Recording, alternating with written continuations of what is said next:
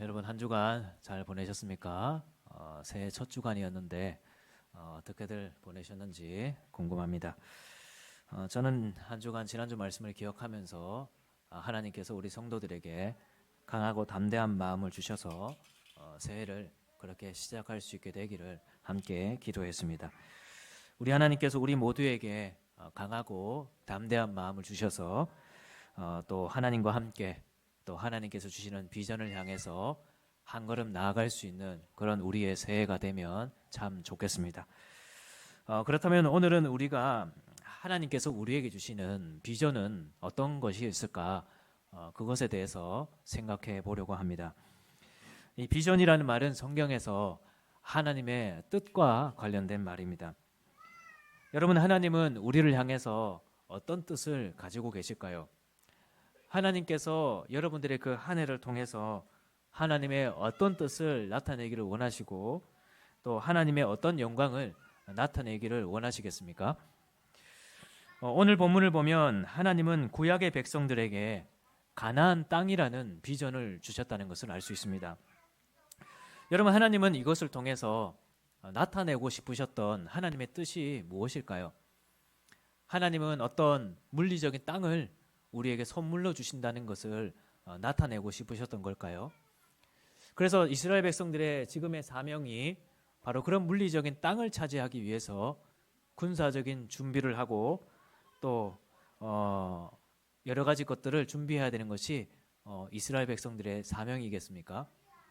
그래서 오늘날 우리도 이런 하나님의 비전을 붙잡는다면 하나님 우리의 삶에 좋은 직장도 주시고 또 허락하신다면 또 이렇게 물리적인 좋은 부동산도 주시기를 바라면서 경제적인 준비도 하고 여러 가지 준비하는 것이 우리의 사명이라 할 수 있겠습니까? 우리는 이제 몇 주 후면 전쟁에 대한 말씀도 볼 겁니다. 사실 저는 이 여호수아 말씀을 몇 년 전에 설교를 하려고 하다가 그때 러시아와 우크라이나 간에 전쟁이 일어나서 제가 이 시기에 전쟁에 대한 기록이 있는 여호수아를 설교하는 것이 적절할까 고민을 하다가 미뤘던 그런 일이 있었습니다. 왜냐하면 우리가 이 여호수아의 전쟁을 잘못 이해하면 결국 하나님에 대해서도 오해할 수 있기 때문입니다. 만약 하나님께서 주셨던 비전이 그런 물리적인 땅을 주시는 것이었다면 여러분, 이 정복 전쟁은 오늘날 우리에게 큰 의문점이 되었을 겁니다. 물론 이 당시에는 정복 전쟁이 매우 흔한 일이었고 또 이 당시에는 정복을 잘 하는 나라의 신이 강한 신이라 그렇게 여겨졌기 때문에 이 당시에 이 문제로 하나님의 이름과 영광이 더럽혀지는 일은 없었을 것입니다. 그러나 오늘날에는 그렇지 않죠. 그렇기 때문에 우리는 이 전쟁을 보면서 하나님께서 어떻게 해서 자기 백성에게 이런 가나안 땅이라는 물리적인 땅을 주시려고 피를 흘리는 전쟁을 하게 하실 수 있냐고 하면서 큰 의문을 가질 수밖에 없을 것입니다. 그러나 여러분, 여호수아의 전쟁은 그런 전쟁이 아닙니다. 왜냐하면 하나님께서 지금 이 백성들에게 주시는 비전이 그런 것이 아니기 때문입니다. 여러분, 하나님께서 이 가나안 땅을 정복하라고 하신 가장 큰 이유는 지금 현재 이 가나안 땅을 살고 있는 사람들의 죄가 너무나 심하고 그들의 죄가 그 땅에 가득 찼었기 때문이었습니다. 여러분, 하나님은 온 땅의 주인이십니다. 그래서 하나님은 자신이 다스리는 그 나라가 죄가 다스리는 나라가 아니라 하나님의 말씀이 다스리는 의의 나라가 되기를 원하시는 분이십니다. 그래서 하나님은 이 이스라엘 백성을 통해서 그 가나안 땅에 들어가서 그 땅에 있는 모든 죄의 모습들을 끊어내고 오직 하나님의 말씀이 실현되는 그런 의의 나라를 세우기를 원하셨습니다. 그것이 하나님의 비전이었습니다. 그저 물리적인 땅을 주시는 것이 목적이 아니고 그 땅에 들어가서 하나님 말씀대로 살아가는 하나님의 백성의 생육과 번성을 통해서 바로 그 땅이 하나님의 말씀이 실현되고 하나님의 이름이 드러나고 하나님의 영광이 드러나는 바로 그것이 하나님의 비전이었습니다. 여러분, 그래서 이 이스라엘 백성들도 나중에 이 가나안 땅에서 내쫓김을 당하게 됩니다. 포로로 끌려가게 되죠. 왜 그렇게 된 줄 아십니까?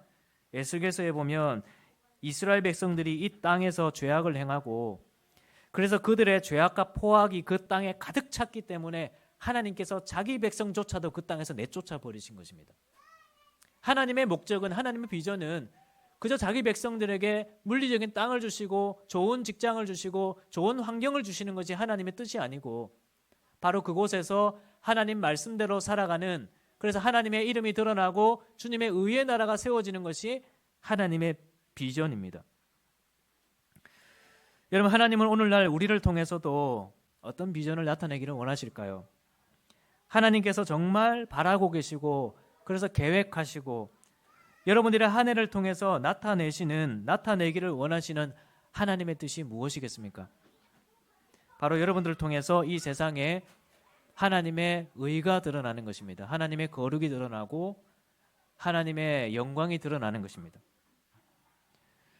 여러분들의 삶을 통해서 하나님의 의가 무엇이고 하나님의 사랑이 무엇이고 하나님의 영광이 무엇인지를 하나님은 드러내기를 원하십니다.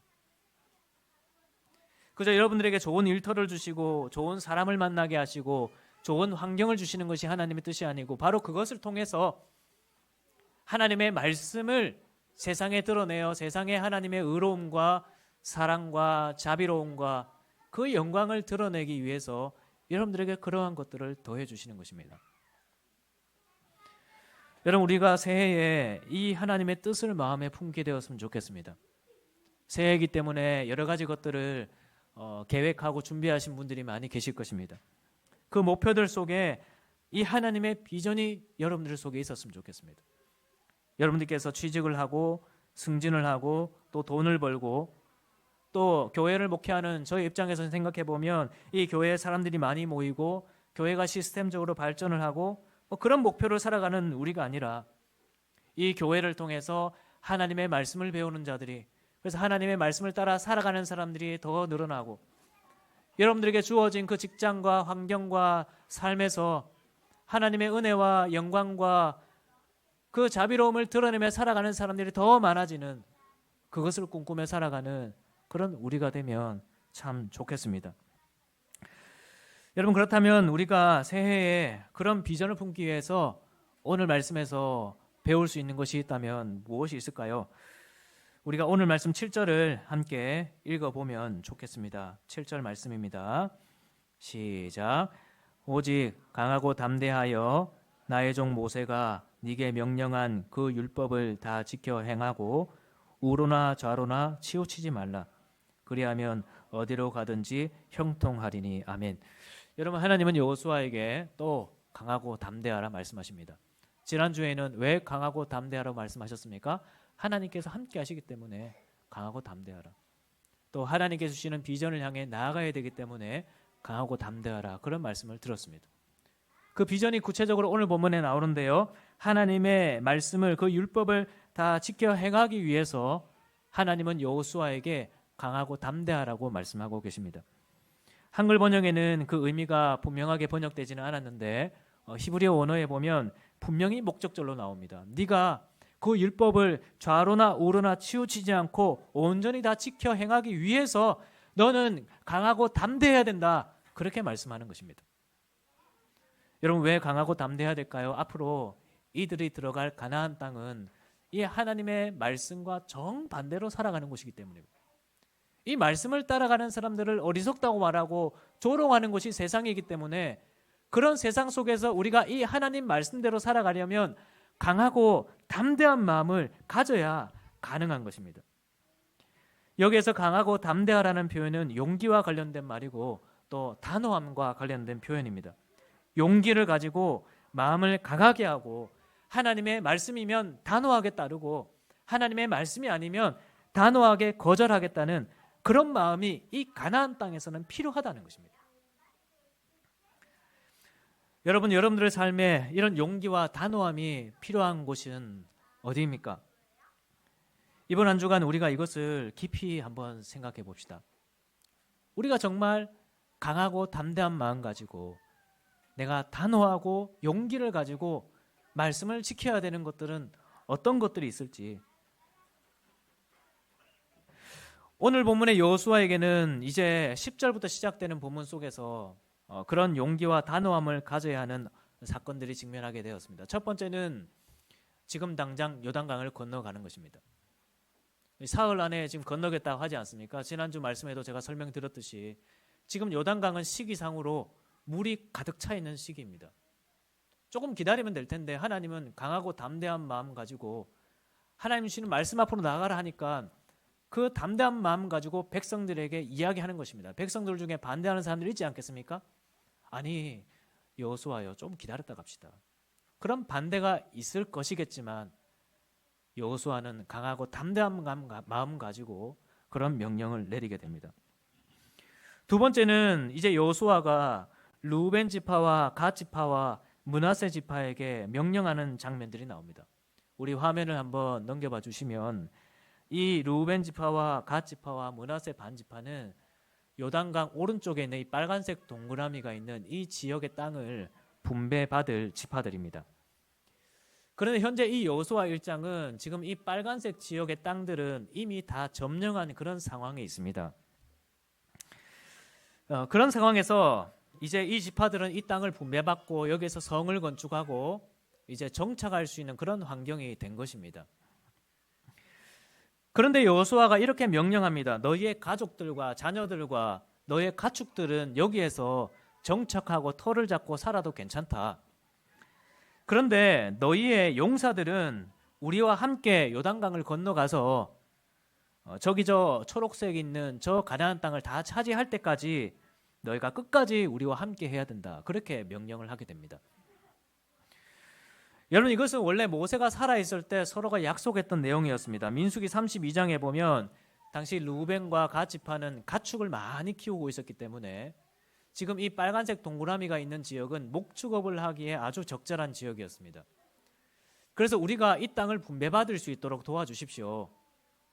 하지만 우리가 먼저 이 땅을 얻었고 정착하고 우리가 먼저 평안함을 얻었다고 해서 우리만을 생각하고 우리 가족만을 위해서 행동하지 않고 반드시 이스라엘 백성 모두가 땅을 다 분배받고 모두가 다 안식할 때까지 우리가 함께 싸우겠습니다. 그렇게 약속을 했었습니다.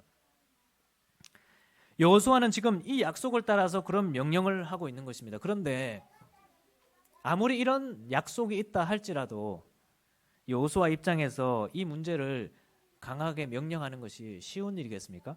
저는 생각해 보면 쉬운 일이 아닙니다. 이 강하고 담대한 마음 가지고 단호하게 하지 않으면 이 쉬운 일이 아닌 것입니다. 여호수아가 이렇게 말하고 나니까 이 지파 사람들이 이렇게 말하는데요. 18절에 보면 누구든지 당신의 명령을 거역하며 당신의 말씀을 순종하지 아니하는 자는 죽임을 당하리니 오직 강하고 담대하소서. 강하고 담대한 마음으로 명령하지 않으면 이것은 결코 할 수 없는 명령이라는 것입니다. 왜 그러냐니까 여러분은 세상을 한번 보십시오. 세상은 이 말씀의 원리와 정반대로 걸어가는 것입니다. 지금 여호수아의 이런 명령은 예를 들면 이런 것입니다. 어쨌든 세상에서 먼저 자리를 잡은 사람들, 어쨌든 세상에서 먼저 평안한 삶을 살아가는 사람들한테 아직 성공하지 못한 사람들, 아직 평안함에 이르지 못한 사람들, 그런 사람들을 위해서 함께 힘을 쏟아야 한다는 것 아니겠습니까? 물론 지금 이스라엘 백성의 상황과 정확하게 똑같이 설명할 수는 없지만 오늘날 우리도 어쨌든 이런 사회적인 약속 가운데 살아가는 것입니다. 그래서 이 사회에는 세금이라는 것이 있는 것이고 복지라는 것이 있는 것입니다. 이런 사회적인 약속 속에 사실 우리가 살아가고 있는 거예요. 그런데 그런 약속이 있다 할지라도 부자들을 향해서 가난한 자들을 위해서 재물을 내어놓으십시오. 강한 자들을 향해서 약한 자들을 위해 봉사하십시오. 먼저 성공한 자들을 향해서 여러분들이 성공했다고 해서 그래서 여러분들과 여러분의 가족이 평안한 삶을 산다고 해서 그것으로 만족하시면 안 됩니다. 그렇지 못한 사람들을 위해서 함께 애를 쓰셔야 됩니다. 그렇게 말하는 것이 쉬운 일이겠습니까? 쉬운 일 아닙니다. 세상은 그렇게 흘러가는 것이 아니기 때문입니다. 제가 교회에서 신앙적으로 성숙하신 분들한테 성경의 표현대로 신앙적으로 강한 자들한테 약한 자들을 위해서 봉사하십시오.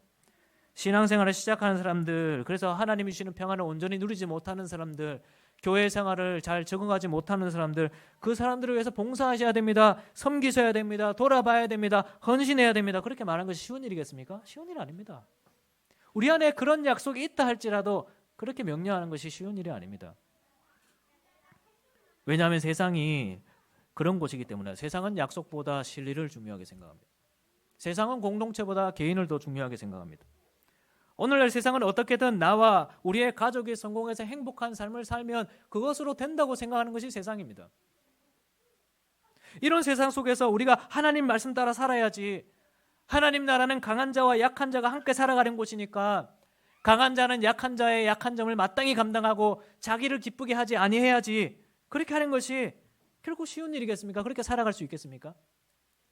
강하고 담대한 마음 가지 않으면 그렇게 살아갈 수 없는 것입니다. 우리가 지금 단지 이 여호수아가 직면한 이 하나의 예를 생각해 보고 있지만 여러분의 삶에 이 말씀을 적용할 수 있는 일이 많이 있을 것입니다. 세상 속에서 여러분들의 경건에 대한 것이나 어떤 분은 이제 회사에서 주의를 지키기 위해서 아주 노력하는 분이 계시는데 그러기 위해서 뭐 파업하거나 하면 뭐 토요일 밤늦게까지 또 주일날 예배 마치고도 가서 뭐 밤늦게까지 헌신하고 수고하시는 분이 계시죠. 그렇게 하기 때문에 직장 사람들이 주일날 회사 안 나오는 것에 대해서 말을 사실 못하는 것입니다. 그렇게 하기 위해서 애쓰는 것입니다. 말씀 지키기 위해서. 또 어떤 분은 지난번에 신방을 하다 보니까 회사에서 어떤 선임께서 후배들한테 불의한 지시를 하는 것들을 보고는 정중하게 건의를 하고 이야기하셨다는 이야기를 들었습니다. 하나님의 의로움이 세상에 드러나기 위해서 그리스도인으로서 해야 될 일을 아주 정중하게 이야기하고 건의하는 것은 정말 쉬운 일 아닙니다. 강하고 담대한 마음 가져야 가능한 것이죠. 그 외에도 여러분들의 삶 속에서 하나님 말씀을 따르기 위해서 세상에서 빛과 소금으로 살아가기 위해서 가정에서 서로를 어떻게 대해야 하는가 그런 모습에 대해서 하나님 말씀 지키기 위해서 여러분께서 강하고 담대한 마음, 용기와 단호함을 가져야 되는 일들이 있지는 않습니까? 오늘 우리가 하나만이라도 한번 생각해 봅시다. 이제 오후에 사랑방에서 서로 나눔을 할 텐데 내가 그런 단호함을 가지고 지켜야 될 말씀 하나만이라도 우리가 생각해 봅시다. 물론 오늘 말씀은 너희가 그 명령을 다 지켜 행하라 말씀하지만 일단 우리가 하나라도 한번 생각해 보고 내가 지켜야 할 그 하나부터라도 실천하면서 살아가는 우리가 되면 얼마나 좋겠습니까? 하나님은 우리에게 말씀하십니다. 용기를 가져라. 단호해라. 하나님 말씀대로 산다고 해서 세상에서 손해보는 것 아니다. 오히려 이 말씀이 성공의 길이다. 우리가 그것을 확신하면서 단호한 마음으로 강하고 담대한 마음으로 세상을 살아가라 말씀하고 계십니다. 여러분 그리고 하나님은 그렇게 살아가는 사람들에게 어떻게 약속하셨습니까? 오늘 말씀 7절을 다시 볼까요? 7절 끝에 보면 그리하면 어디로 가든지 형통하리니 말씀하십니다. 8절 끝에도 보면 그리하면 네 길이 평탄하게 될 것이며 네가 형통하리라 말씀합니다. 시편 1편에도 보면 이렇게 말씀합니다. 그는 시냇가에 심은 나무가 철을 따라 열매를 맺으며 그 잎사귀가 마르지 아니한 같으니 그가 하는 모든 일이 다 형통하리로다. 여러분 하나님은 이렇게 살아가는 사람들에게 반드시 복을 주실 것입니다. 이렇게 살아가는 사람들에게 반드시 형통한 삶을 주시고 복 있는 삶을 주시고 그 삶을 평탄하게 해 주실 거예요. 여러분 그렇게 믿고 계십니까? 안 믿으십니까? 하나님 말씀대로 살아가면 여러분의 삶이 평탄할 것이라고 믿고 계십니까?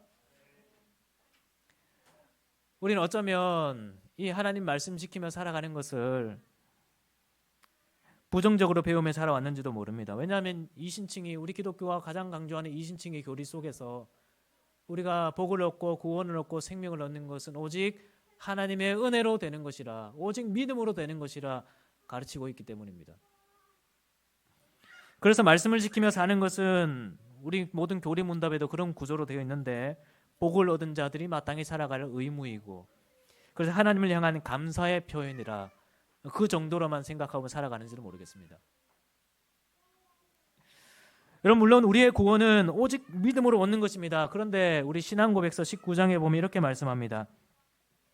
율법의 약속들은 하나님께서 순종을 기뻐하신다는 것과 율법을 준행할 때 어떤 복을 기대할 수 있는지를 보여준다. 그렇게 말합니다. 그러니까 우리 하나님은 우리가 말씀을 지켜 살아가는 것을 기뻐하시는 분이고 그에 대하여 복과 칭찬과 상급을 주시는 분이라 그렇게 말하고 있는 것입니다. 물론 이 복과 생명과 구원은 우리가 하나님께로부터 얻는 그런 영원한 구원을 말하는 것은 아니지만 여러분들의 삶에 복과 재물과 평안과 형통한 삶을 주신다는 것을 성경이 말씀하고 있는 것입니다. 성경 말하고 있습니다. 여러분, 하나님의 약속은 분명합니다. 하나님의 말씀대로 살면 행복하고 그렇지 못하면 불행합니다.